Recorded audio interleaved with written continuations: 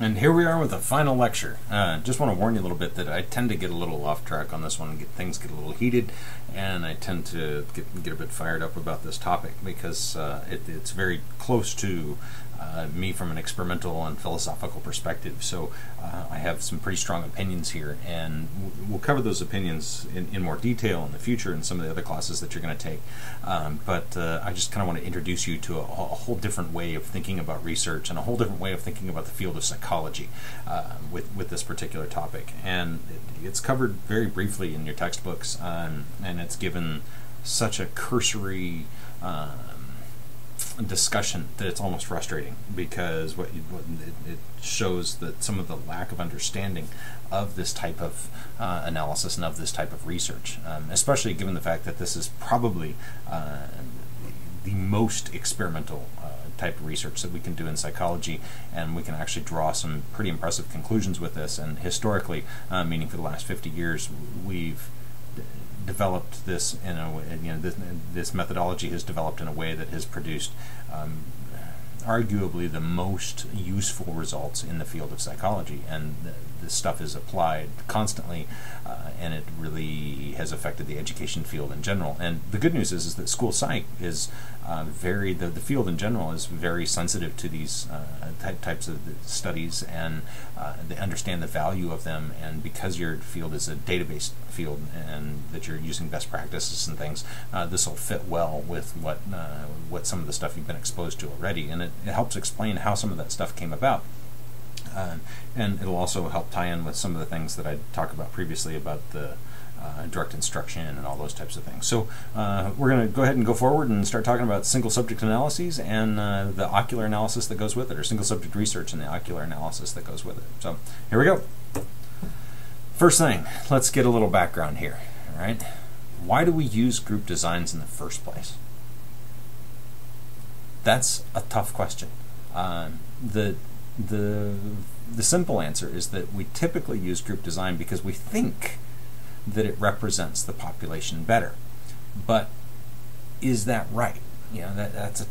Does a group design really represent the population better? We've talked about that, and I've been kind of beaten up on it all quarter, and your authors have been beaten up on it all quarter, and they're talking about, oh, okay, well, you need to do a random sample, but there's really no way to truly get a real random sample, so, well, we just deal with the problems, and we have these certain criteria that is how we deal with it, blah, blah, blah.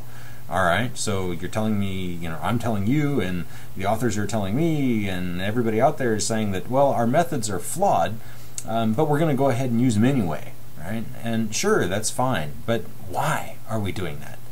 What is this inherent attraction to doing group research? And I don't have an answer for you. It's not there. I don't understand that particular problem, and it bothers me that the problem still exists. So as we go forward with this, realize that there's other methodologies, and that's what I'm going to introduce you to, is these other methodologies. And I'm going to start to talk a little bit about some of those existing problems that we have with group research, and I'll do that now. But I don't want you to think that I think all group research is bad. I want you to realize that I think that there's problems with group research, and I think that maybe some of the underlying principles that we typically apply to group research that I've been talking about all quarter long are fundamentally flawed. So you might be asking, why do I teach them? I said, well, because that's the methods that we use, and you need to understand those methods to be able to either use them or criticize them or understand them and understand their flaws. So just because I'm teaching you how to do group research and talking about group research doesn't mean that I think that's the best way to go. I think that's the state of our field, and we need to cover it.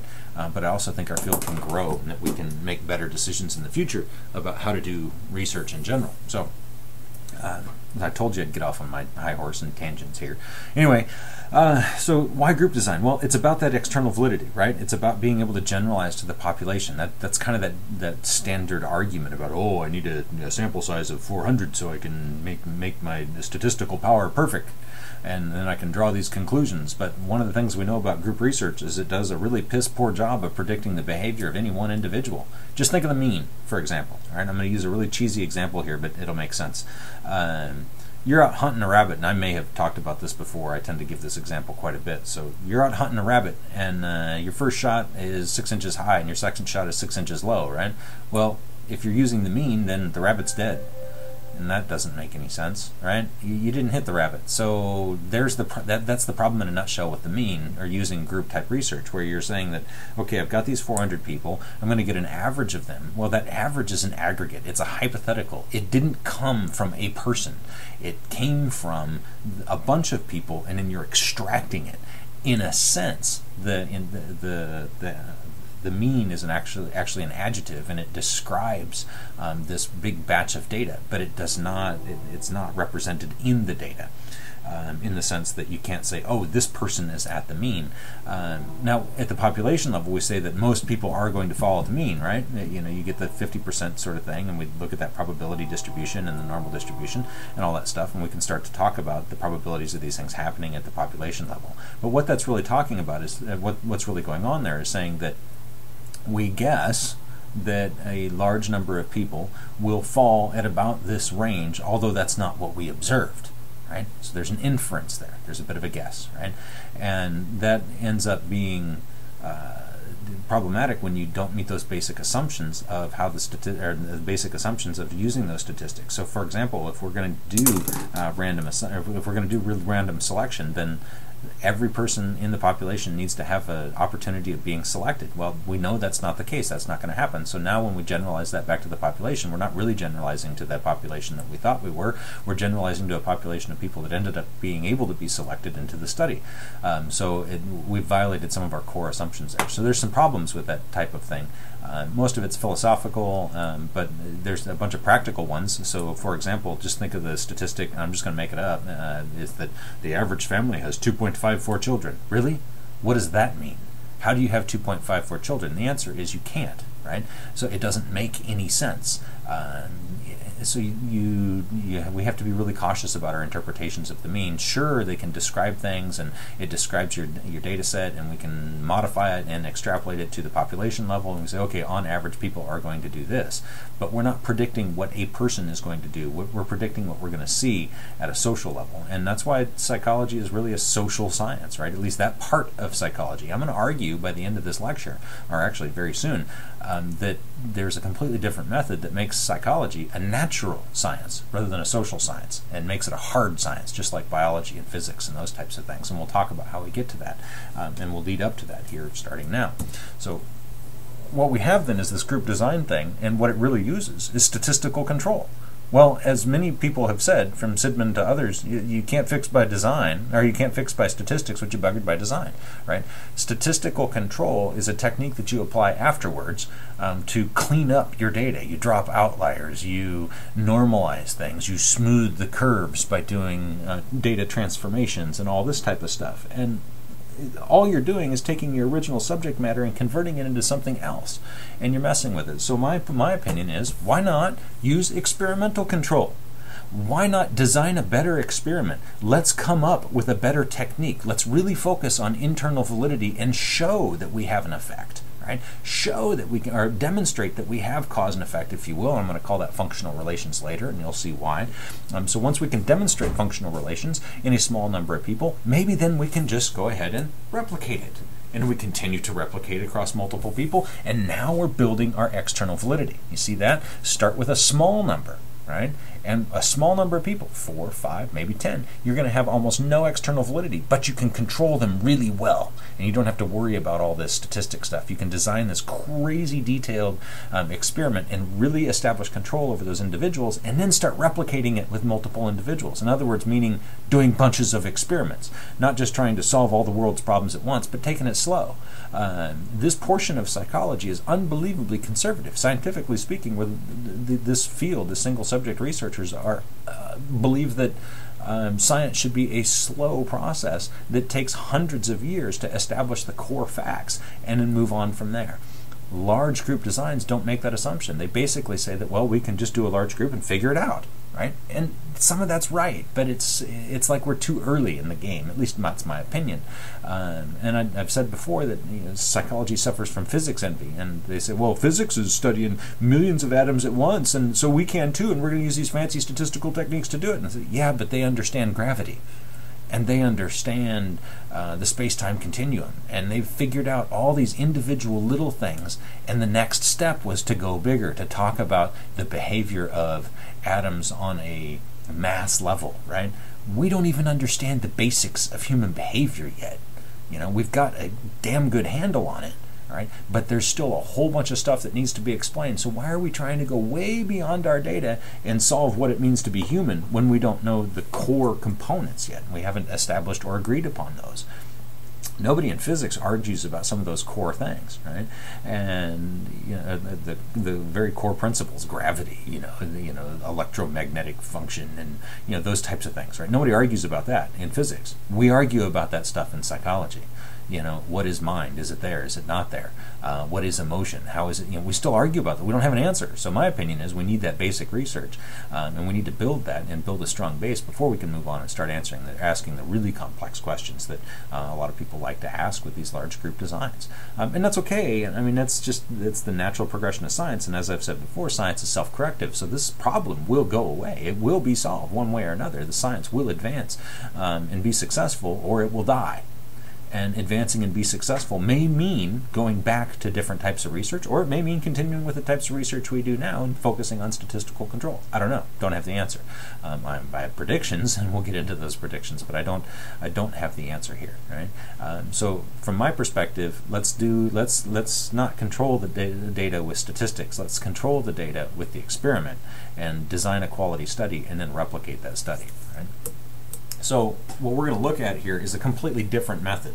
In other words, we're going to look at doing single subject research, often called small n, all right, so a small sample size. So you're looking at 5 people, maybe 8 or 10, that type of thing.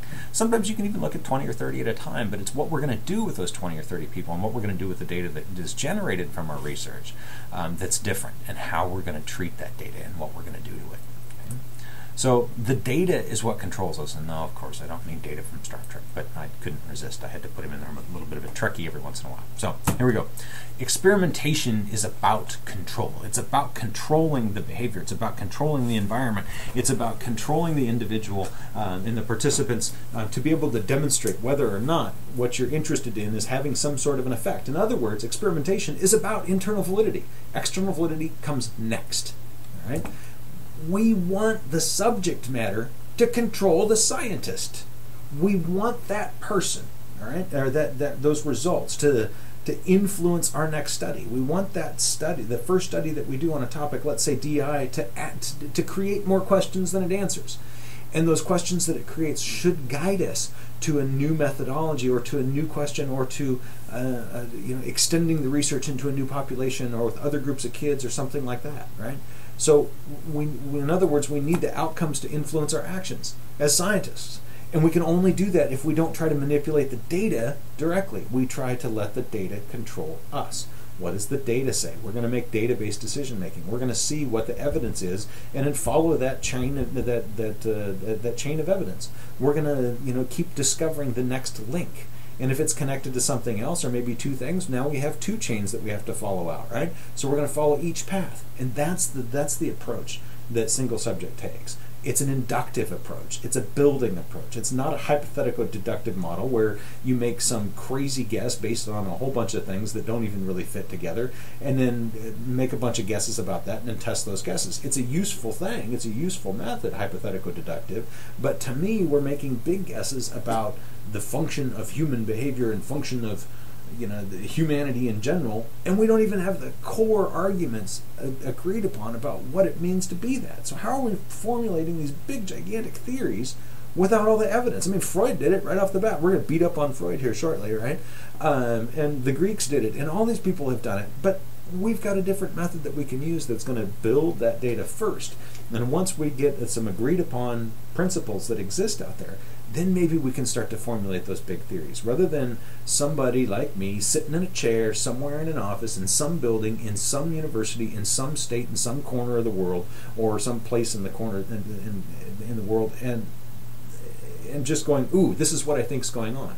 That to me seems haphazard. It's like, let's just make a bunch of guesses about the world and then go try and test those guesses. To me, there's a much more efficient way.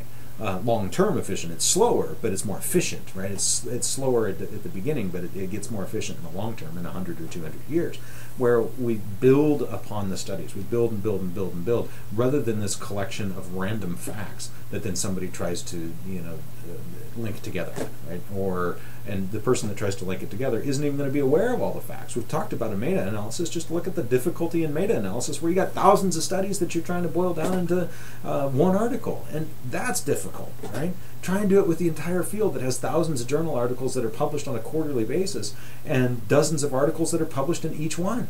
There's hundreds of thousands of articles out there. There's no way for any one psychologist to get a handle on all that.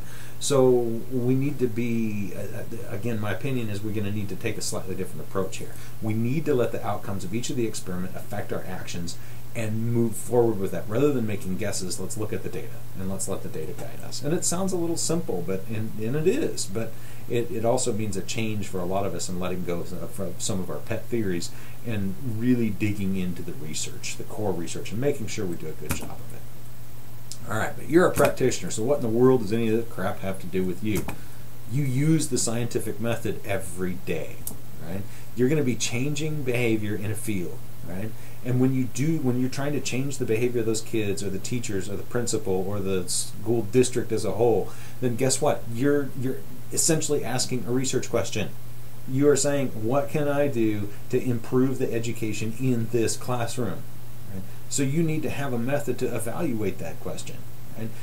You need to test things. You need to do experimentation, albeit in the field, but you need to do experimentation to figure out what the best method is, or you need to collaborate with others to do that experimentation. Maybe you're going to be working with a behavior analyst to come up with a better educational technique for teaching reading. Well, guess what? That's a research question, and you're a practitioner at the same time. So you are going to be using that scientific method. You do need to be sensitive to your data, and once again, this is something that I think is great about school psych, and the fact that it is sensitive to data. You have the RTI model and those types of things. That's all being sensitive to your data, and that's a great approach. And the end result is, guess what? You've got a field that's powerful, effective, and it continues to improve. That is scientific. You are taking a science-based approach. So in reality, yeah, you're a practitioner, but you're also a type of scientist as well. So in other words, it deserves the same attention to detail. You have to be able to draw the conclusions that you need to draw from your data, which means you're going to have to design quality studies and do quality research and that type of thing along the way. And without doing that, then you're not going to be able to draw those conclusions that you want to draw.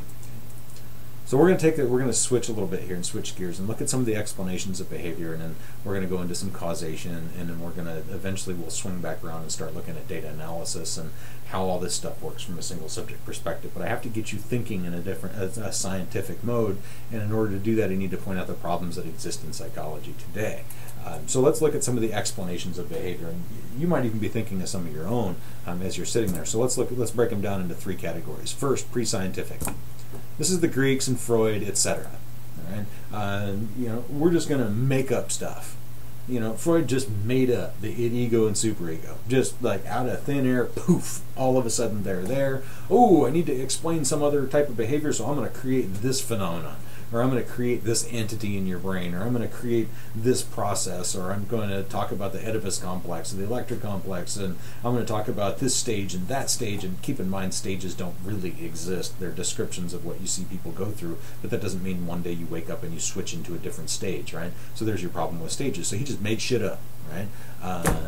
It reminds me of a quote from one of my favorite movies, Armageddon, and what's his name is, the Bruce Willis is sitting around you talking about NASA. Just they pay people just to sit around and think shit up, right? That's basically what they did. They sat there and just thought shit up, right? And that worked for a while because it was pre-scientific. So people just accept it, right? You either accept it or you don't, and you have to have faith in what the person is talking about and saying. So the Greeks did it. They had thinking about Aristotle and Plato and the forms and all those different things that they postulated in order to explain how humans are the way humans are. Freud was no different. He just did it more recently, essentially, right, and added some new things to it. Many of that stuff is still around, sadly, quite sadly. Frustratingly sadly, right? It actually pisses me off. As you might be able to tell, I'm a little fired up over this lecture as opposed to some of the other lectures I've given, but that's because it's a hot topic and I'm an experimental psychologist, and damn it, I'm going to expose you to this stuff and the arguments out there. Anyway, so this is one of my pet issues, is this pre-scientific explanations for behavior. One of my other pet issues is social scientific explanations for behavior.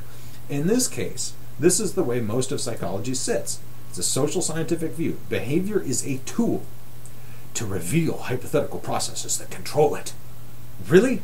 That seems a little bit circular, and we're going to talk about circularity here in a little bit, but for example, let's think the Beck Depression Index. Great tool. Great psychometrically validated instrument, but let's look at what's at the core of it. The behavior involved in completing that form is that. It is a behavior. You are circling a particular answer on a form. You are saying, this is what I believe about myself, or what I've observed about myself. Who's to say that you're reporting that accurately, and who's to say that your observation of your own behavior is accurate? Because I'll tell you right now, most of the time it's not. When in other words, self-report sucks. People can't remember stuff that happened to them last week, let alone remember it accurately. Right? And now we're asking you to report on psychological processes on a form, answering questions. So the behavior involved here is actually answering questions on a form. Then we take your answers on the form, we extrapolate that to talk about something called depression, which, by the way, depression is a class of, you can go to the DSM and see what depression is. It's a class of behaviors. It's a bunch of behaviors that are performed in a particular way, in a particular fashion, for a particular amount of time that gets you diagnosed as being depressed, right? So depression is a label, and we'll talk about that label here in a little bit. I'm not saying that depression is not an important thing and that we don't need to address it. That's not what I'm saying at all. I'm saying that we have to be cautious with our explanations for behavior, and we don't want to be circular in those arguments, and we'll get to that. So the behavior in a social scientific perspective is the tool, right? So we use that behavior to then extrapolate something from that, reveal the hypothetical process that's going on inside, that then in turn should supposedly explain the behavior of why you answered that way on the form or whatever, right? I got a problem with that, as you might tell. What I like is a natural scientific approach. Behavior is the subject matter in its own right. This is what's different. This is what makes a single subject approach and a behavior analytic approach in psychology a natural science versus a soft science. It's not a social scientific science now. We can treat psychology in a naturally scientific way, and by that I mean at the same level as physics, at the same level as biology, at the same level as chemistry, if you choose your subject matter properly and don't go beyond it. If we're not we don't have to reveal hypothetical processes, we just need to explain behavior. What is going on with behavior? And before we explain it, we better describe it. We're not even at that level to have described all behavior yet. So how in the world are we going to start explaining it? Well, some things we may be able to, but we definitely can't explain all of it. So we got a lot of work to go in this natural scientific perspective of psychology. So from a natural scientific perspective for an explanation of behavior, behavior is the subject matter in its own right, and we're going to study the behavior. We're not going to extrapolate hypothetical things. We're very empirical, and we're going to be very strict about what we say about what we observed, because that's what our focus is going to be. This is what we observed. Person A did X. Person B did the same thing. Person C did the same thing. Interesting. I wonder if they're all doing the same thing for the same reason. Let's manipulate the reasons why they might be doing things. Let's change the condition in the classroom. All right, everybody scored really low on the test.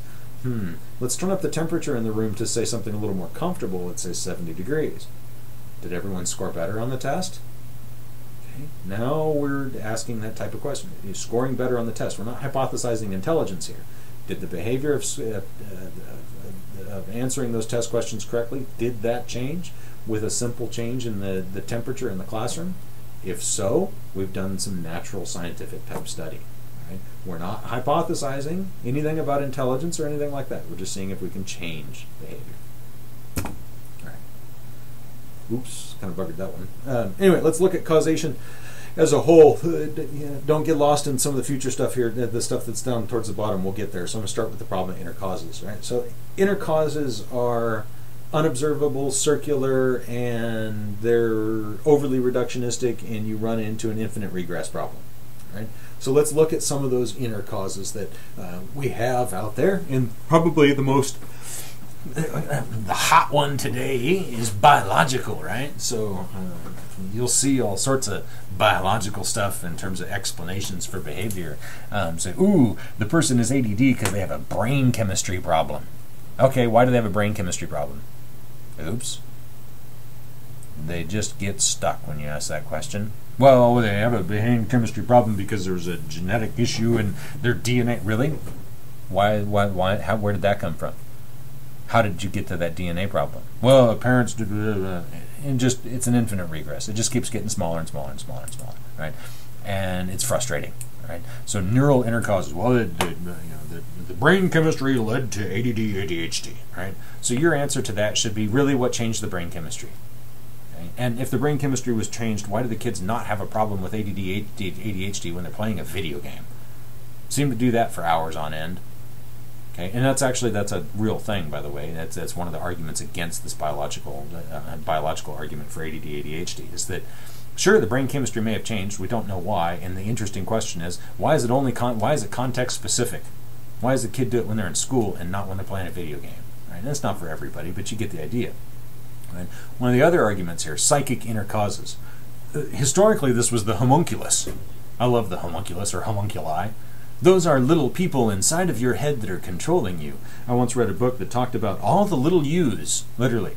That was the argument. It was a homunculus argument. It was talking about all the yous inside of you that make you do what you do. Really? Well, what makes them do what they do?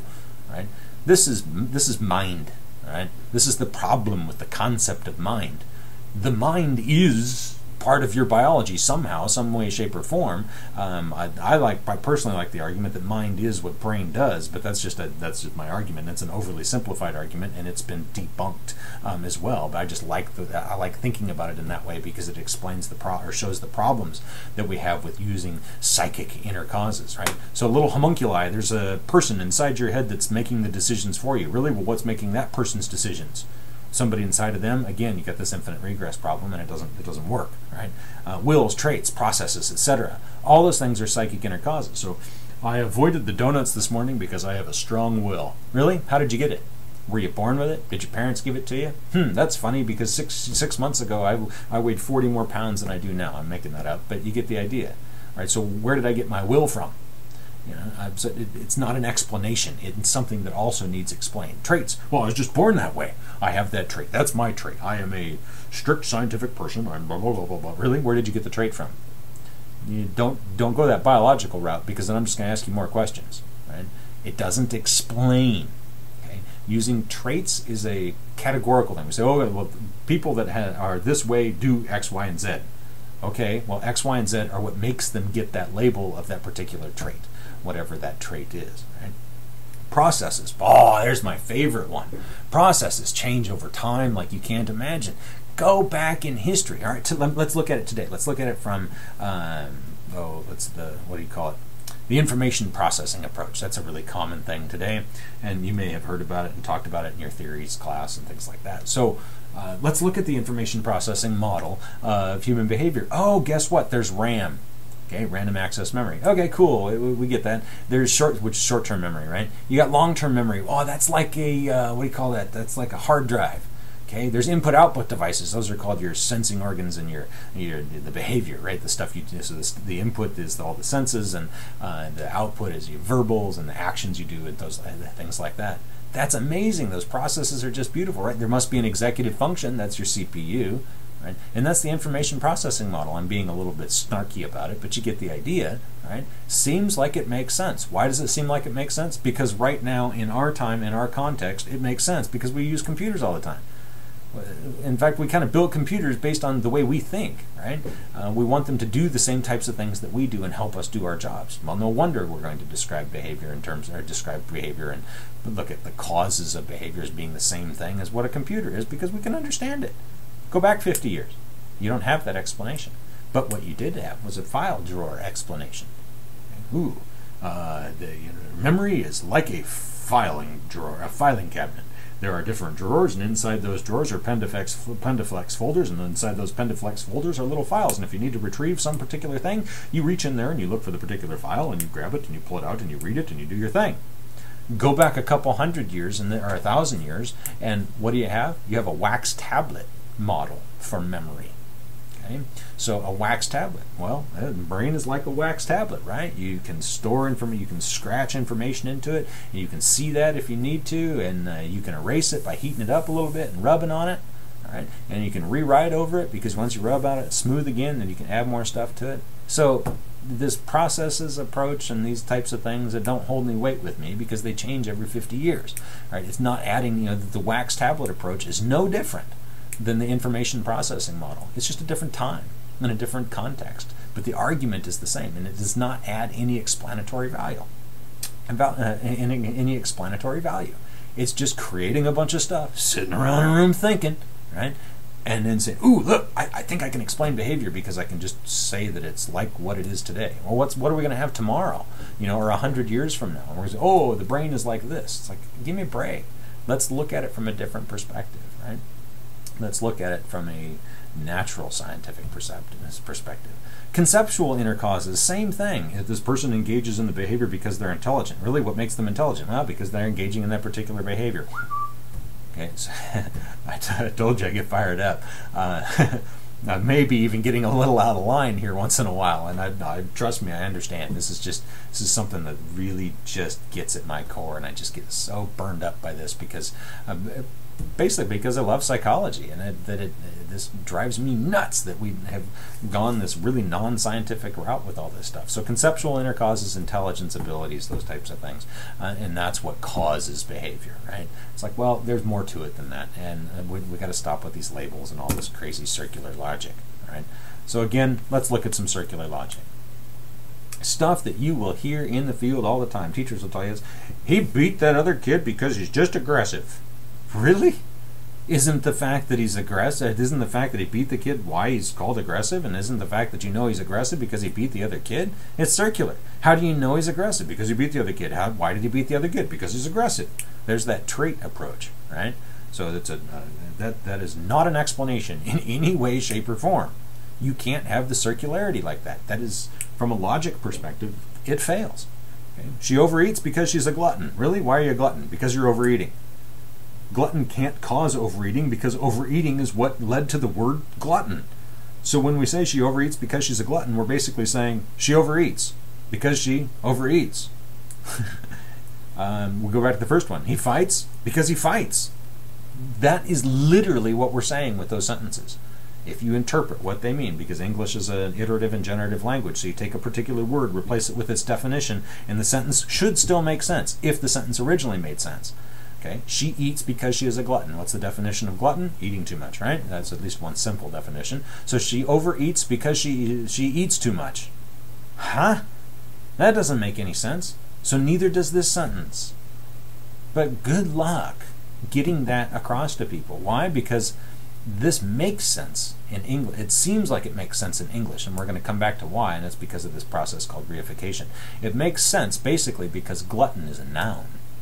She overeats because, right? And when we have that word because, something must cause something else. So if only persons, places, and things, basically nouns, are the only things that can cause something else, right? So this sounds right. She overeats because she is a glutton, but in reality it's circular, all right? So we'll get back to that here in a minute. So he is inattentive because he has ADHD. Ooh, you'll hear that one all the time, over and over and over again.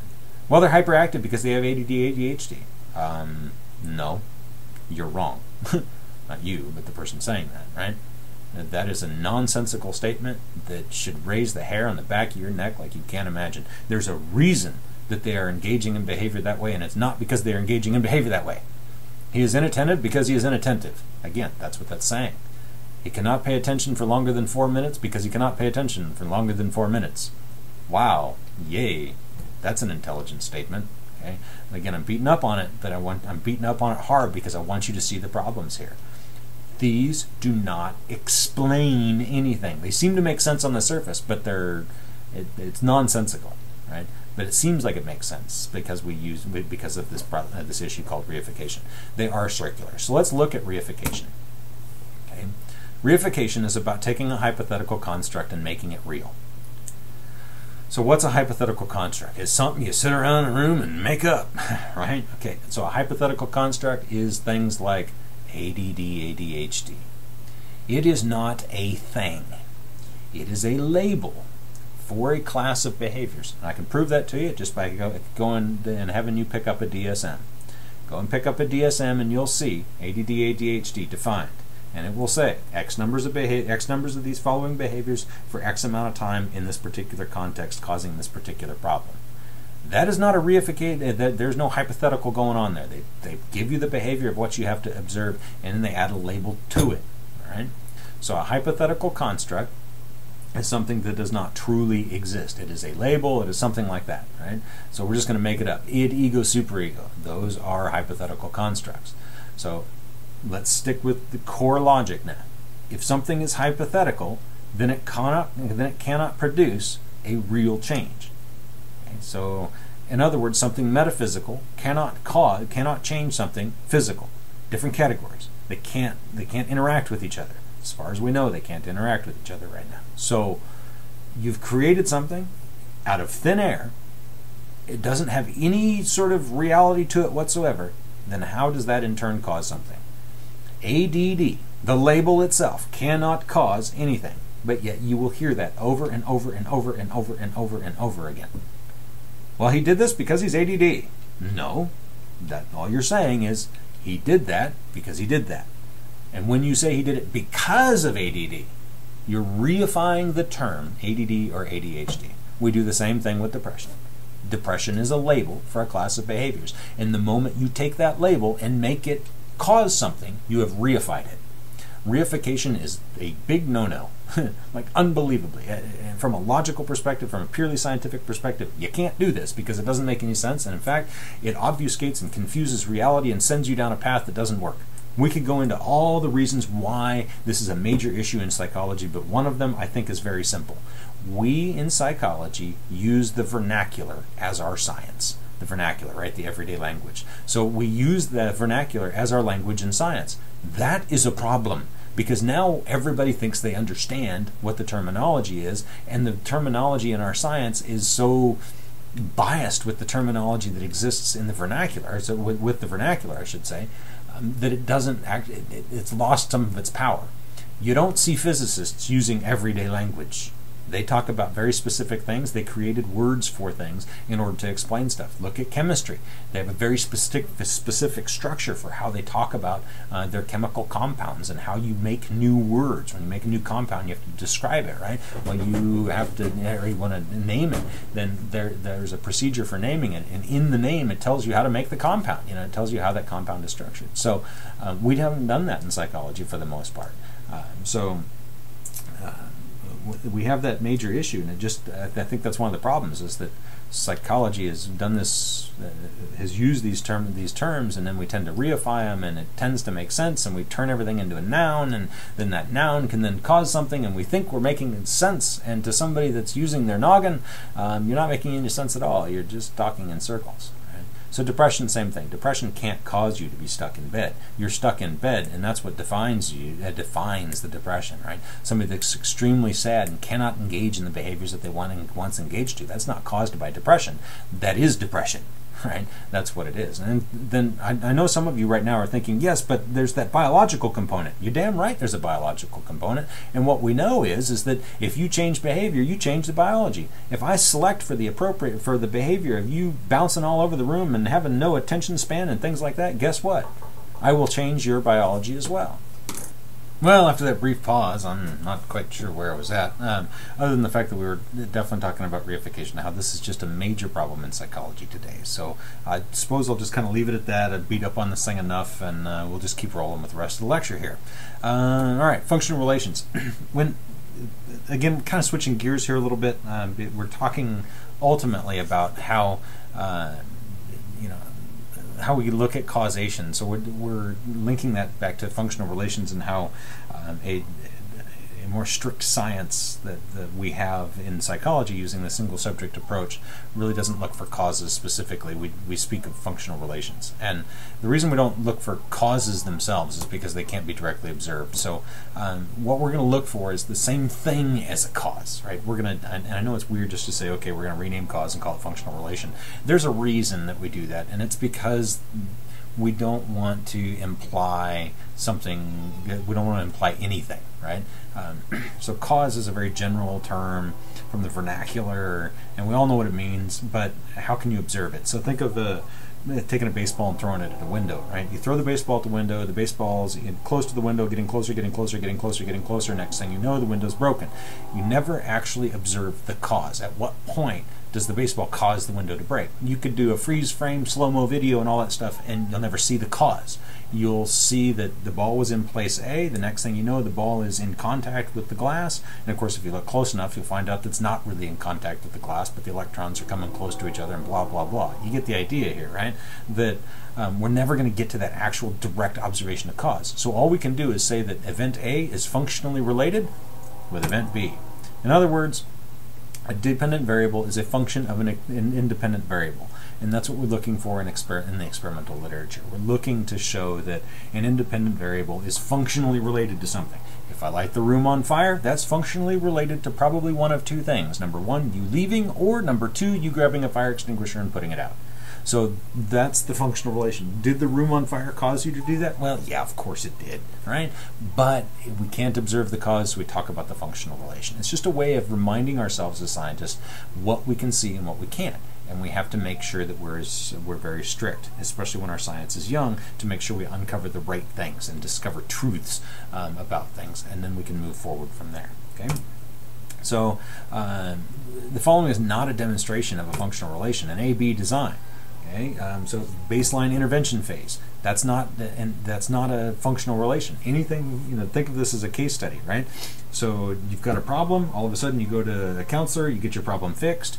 There's no proof that the counselor actually fixed your problem. Maybe you fixed your problem on your own, or maybe something else happened in your life that led to a fix in the problem. Who knows, right? But that's not a demonstration of functional relation, right? Nor is it a correlation. Right? A correlation is also not a demonstration of a functional relation. X is simply related to Y. It doesn't mean it's functionally, it's not functionally related. It's just that those two things are happening. There's probably something else. Those two things are happening together. There's probably something else that's functionally related to both X and both Y. It's possible that X and Y are functionally related, but a correlation isn't going to tell you that. Okay? Why not cause? Can't be observed. We've already talked about it. But specifically, we can't control for every possible condition that could exist ever at any time. So, yes, maybe lighting the room on fire does cause you to do those two things, but maybe something else would have caused you to do those two things, or maybe it wouldn't have under certain conditions. We can't control for every possible instance ever in the future, so we just have to just leave it at a functional relation. And it also opens the door to things changing over time, people changing over time, cultures changing over time. Just because the Olympics used to occur in one way and we used to have certain feelings about them and things like that doesn't mean we're still going to have those same feelings today. So just because it used to cause it doesn't mean it causes it anymore, and that's part of the argument with functional relations, is that, hey, at one time these two things are functionally related, but that can change, right? Cause tends to be a little more permanent, or seems a little more permanent, I guess. All right, how do we do all this stuff? Well, when we do single subject research, what we're doing is repeated measures. We're going to assess individuals over time. All right, we're going to track them over time. It's kind of like a what do we talk about? Time series analysis. In fact, it is. It's a special type of time series. Your book, the Shades, Cook, and Campbell book, kind of covers some of it, but they don't cover it in the way that I'm going to talk about it. All right. So we do address individual change as things go on, and that's what we're talking about here. Individual change, single subject analysis. We're not going to average out the data. The moment you average people, you lose that detailed information of the individual differences. Single subject research focuses on individual differences. It does not ignore them and put them into an average, and we don't get an error of that average, right? The error term tells you how many individual differences are there. We don't care about that. We care about the individual difference. We don't want to wash them away. We want to focus on them. They're important. They're something we need to understand and explain. So we're going to actually deal with them from that perspective. All right. It is sensitive to all variables, always. Literally. I mean, everything is sensitive to it. So, so your behavior is sensitive to everything in the environment, right? So our research is the same way. It's sensitive to everything in the environment, right? So what are the components involved in this types of research? Number one, a baseline. Baseline is a comparison. It's a benchmark. It's a standard. Okay? We use that to compare our changes to, right? We're going to go ahead and say this is where behavior is now. Then we're going to implement some independent variable, and we're going to move forward and see if the behavior changed in comparison to that baseline. Right? It needs to be stable, but it doesn't need to be flat. Right? So think of a kid in the classroom speaking out of turn. Some days he's going to speak a lot, other days he's not going to speak as much, but he's always going to be speaking out of turn at a fairly steady rate that's going to bounce up and down a little bit. It doesn't have to be flat. Okay? It just has to be stable. You have to be able to reasonably predict what's going to happen next. That's the part about a baseline. So you don't stop baseline until you can reasonably predict what's going to happen next. And we'll go into way more detail on that in a future course. But that's essentially what we're looking for. It also doesn't have to be flat in terms of maybe bouncing around, but staying horizontal. It could be on an increasing trend or a decreasing trend and that type of stuff, and we can change those trends. And we'll talk a little bit about that. So what's the intervention? Well, the intervention is a change in the behavioral pattern that was established during baseline, right? And it has to be consistent with the introduction of the independent variable. Right? So once we introduce the independent variable, if the behavior changes at that very time and it changes in a way that is different than the way the behavior was during the baseline, then we can start to conclude that the intervention and the behavior are functionally related to each other. We have to do some more things first, and we'll talk about those more things because at this point we've just established an AB design, and we know that an AB design doesn't establish functional relation. Right? So let's look at some of these criteria about the behavior. Steady states. Steady state is a pattern that shows relatively little variation. That's the stability I was talking about. It's relative. It doesn't have to have no variability. It has to have just a relatively little variation. Behavior is never, you're never going to sneeze the same amount of times every single day, but we could say that sneezing is a fairly steady state of a behavior. Right? You're doing it about the same amount every day. You know, whatever you want to look at in terms of behavior tends to be about the same thing. Some days more, some days less, some days not at all. Why? Well, there might be a reason for that. You know, if you get the kids speaking out of turn in classroom Saturday and Sunday, probably not going to have any rates of that behavior because he's not in class. Right? Okay. Evaluates measurement, right? So is the measurement tool effective? So we have to make sure that we're showing consistent rates here. This is going to allow us to determine whether or not our tool is actually effective. Do we have good definitions of the behavior? If our behavior is stable, if it's steady, then we probably have a good definition and we're observing it correctly. Okay?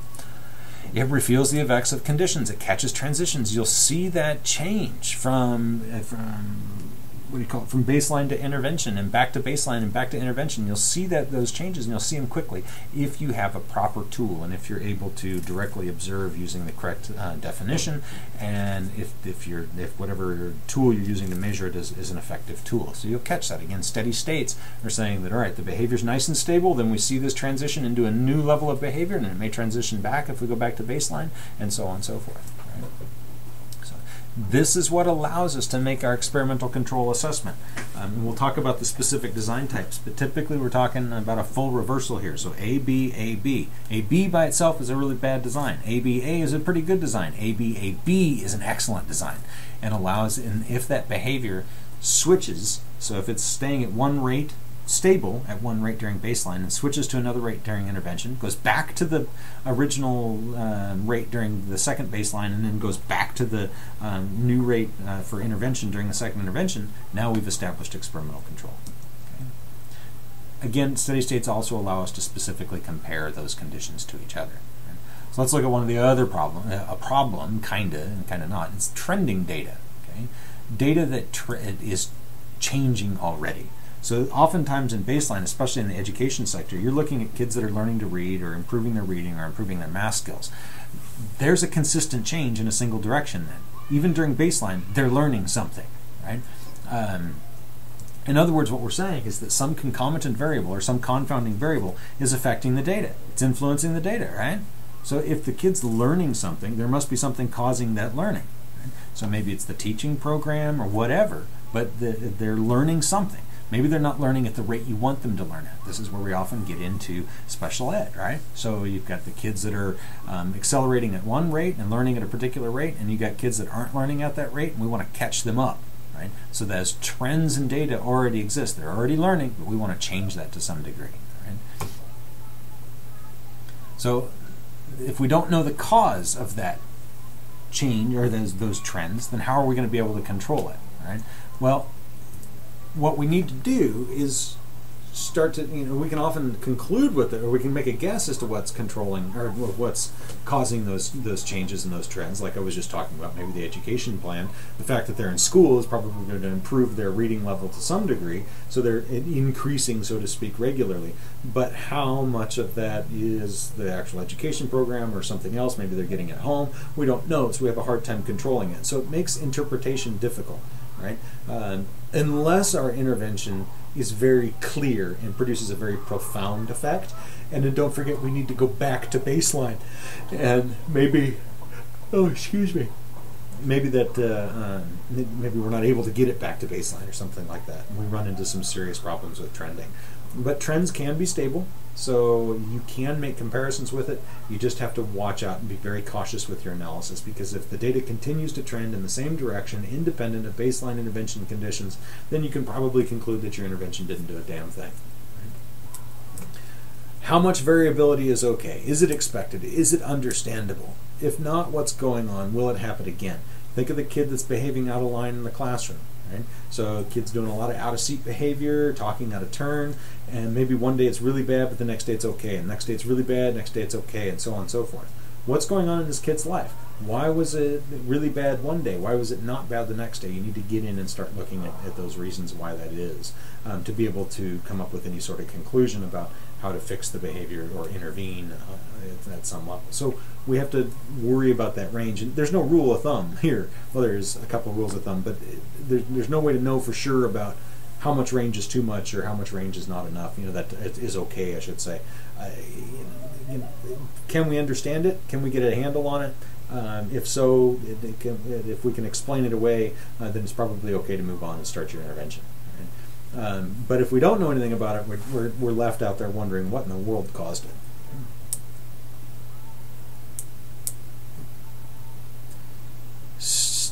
Typically speaking, when we're looking for stability and we're looking for steady states of behavior, we can look at it from a statistical perspective if we want, and that no point may deviate more than 5% of the median of the last 5 sessions. Wow. Right? You can do statistics here. You don't have to. You can do an ocular analysis. It's actually more sensitive than statistics. Does it look stable? You'll know. Look at 2 different data sets, and we'll look at some in a little bit here. Some is stable, some is not. Right? Is it something that is, again, you don't need the statistic to tell you. You can use it, and it backs it up, and some people are going to do that, but you don't need it. You can look at it, and your eyes are actually more sensitive to it than the statistic is. In fact, you'll be more strict with your eyes than you will be with the statistic.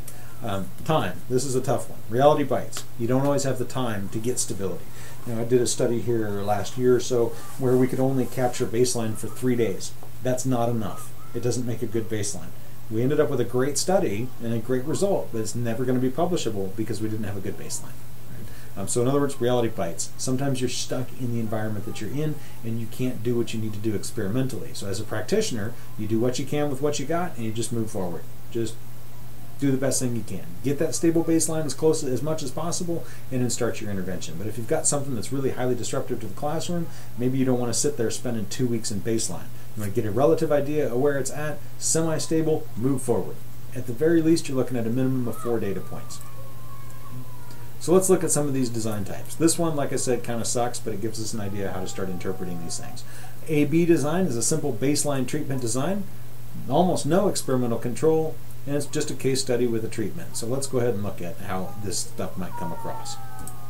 That is not stable data. Notice I don't have any scales on here. It doesn't really matter.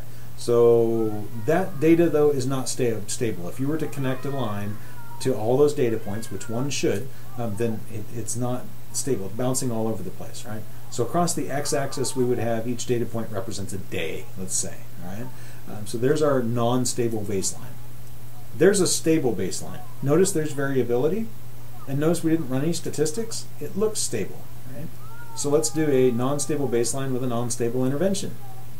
We have no idea what in the world is going on here. We probably can't draw any conclusions. It sure seems like the kid is, whatever behavior is stabilizing, is getting closer to stabilizing. Notice the variability is decreasing. It's getting smaller as we go on here.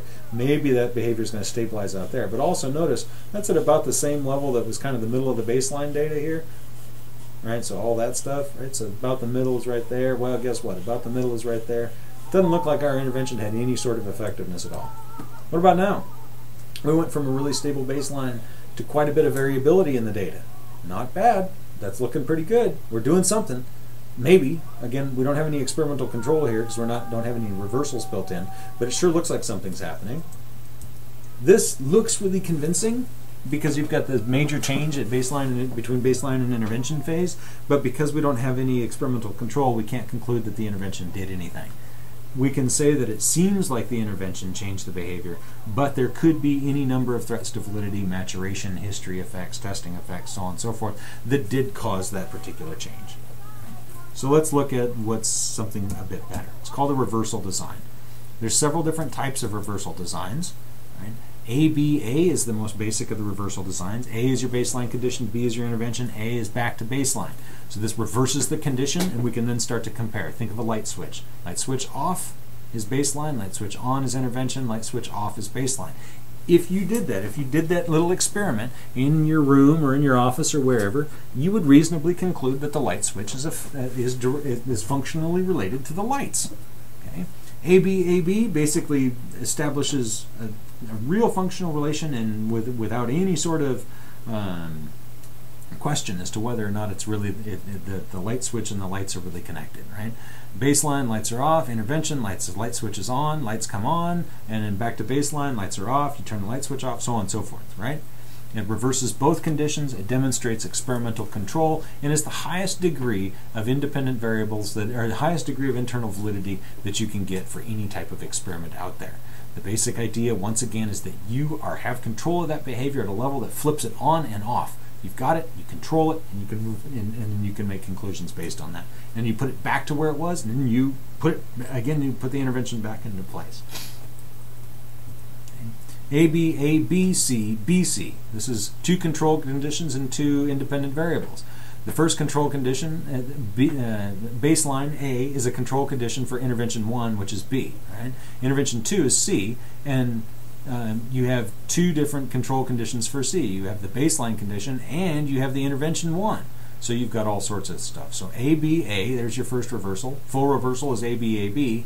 Now you're adding another sort of reversal here to C. So ABAB, CBC. Right? So we've got all these different reversals going on. And there's all sorts of stuff you could do here. One of the things that you want to worry about is a permanent change. If your intervention will permanently change a behavior, you cannot use a reversal design because you can't unlearn something like that. You can't unlearn a permanent behavior change. It's like unlearn how to ride a bike, right? So A, I don't know how to ride a bike. B, you taught me how to ride a bike. Go back to A. How do I unlearn riding a bike? I can't. So that doesn't work, right? So you can't do reversal designs for permanent change. We have a different type of design for that. So the other thing that we don't want to use reversal designs for is for stuff like self-injurious behavior or behavior that injures other people, because then it's just an ethical issue.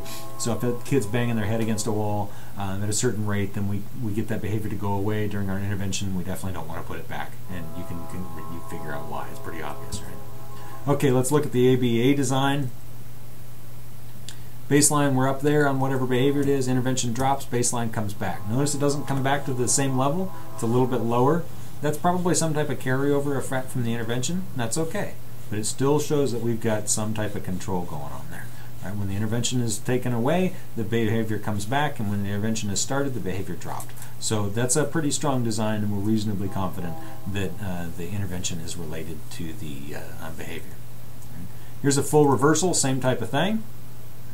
So not bad at all. Now let's add a second person, because what we've been talking about is internal validity, but let's look at some external validity. Now notice what's going on here, though. Well, before I add that second person, notice what's going on with the second intervention phase. It's dropping lower than the first intervention phase. Probably carryover effects, right? So that's ideal. This is great data. We definitely have control. Behavior is an on-off type switch here. When we kick that intervention in place, the behavior responds accordingly. When we take it away, the behavior comes right back.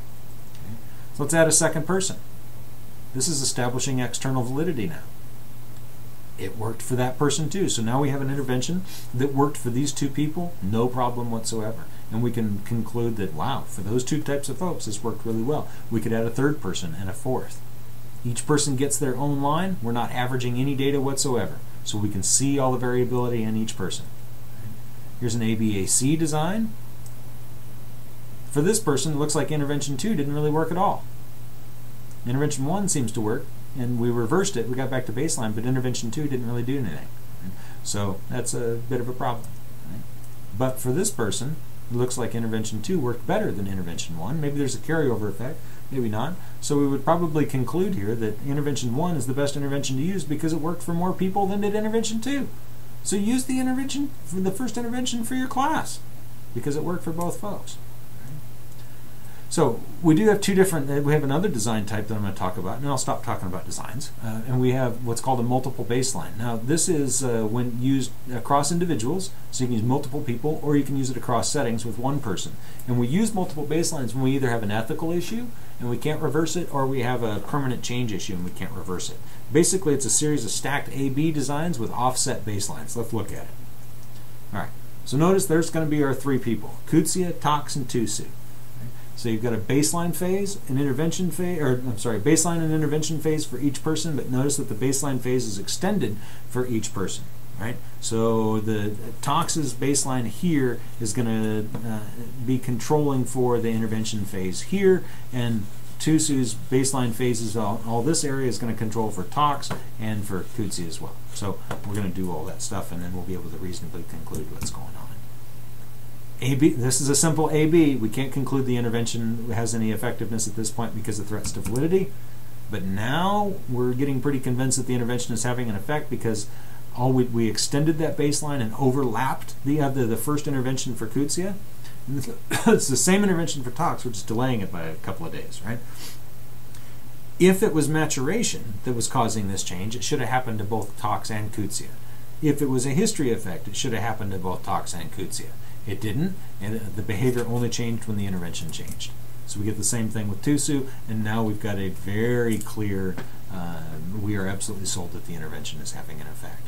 If you start to see behavior changing, like in Tox, like right here, okay, and behavior starts to drop, and the same thing happens with Tusu right there, then we go, you know what, it probably has nothing to do with the intervention. The behavior just changed naturally. There was something in the environment that caused that behavior to change, and it wasn't our intervention. And that's why we have to have this sort of overlap, is to be able to make those comparisons. All right, there's actually a lot more design types here, and one of the things that I want you to notice is that not anywhere in here did we do a statistical analysis. In fact, I didn't even put scales on these graphs, but you're able to conclude that the intervention has an effect. And why can you do that? And that you can do that because you're studying behavior in its own right. You're looking at behavior and you're looking at the effectiveness and you're looking at that behavior changing. So when you directly observe stuff, you get a lot more data and a lot more confidence in your findings than when you start to extrapolate from what you did observe. So again, we typically put multiple people on here, but oh, that's right, I forgot to go over one. Anyway, I'll keep going with that, and then we'll go over one more little example of the multiple baseline here. So you can do multiple with these multiple individuals with these single subject designs, but you just never aggregate any data. You never boil it down to a mean. You just plot each person and look at it and explain it. Individual differences are good because that means that you have some explaining to do and you have more experimentation. So again, back to the multiple baseline thing. This was the across people. We could also do it across settings. So let's look at Tox at home, Tox at school, and Tox at daycare. So we can see that behavior changing only when the intervention starts. If it was something else, the behavior would have changed in those other settings as well. So if the cause for this behavior change here was something other than the intervention, you would have seen a behavior change with these 3 data points with Tox and with those 5 data points down there. So that's how this stuff works. I find the multiple baseline to be quite elegant in design type because you're just stacking 3 very simple designs, but you end up with a ton of control out of it. So single subject research, extremely high in external validity. Any one study is low in extremely high in internal validity, but any one study is very low in external validity, so we need to replicate. But this is the true natural science. This is the part of psychology that is a natural science. And I think this is something that school psychologists use quite a bit and have an opportunity to use quite a bit. So we'll actually come back to single subject design in a class in the future, but I hope all this stuff made sense, and quite frankly, I hope you had a good quarter. I had fun doing the lectures, and look forward to talking to you all in the future. Take care.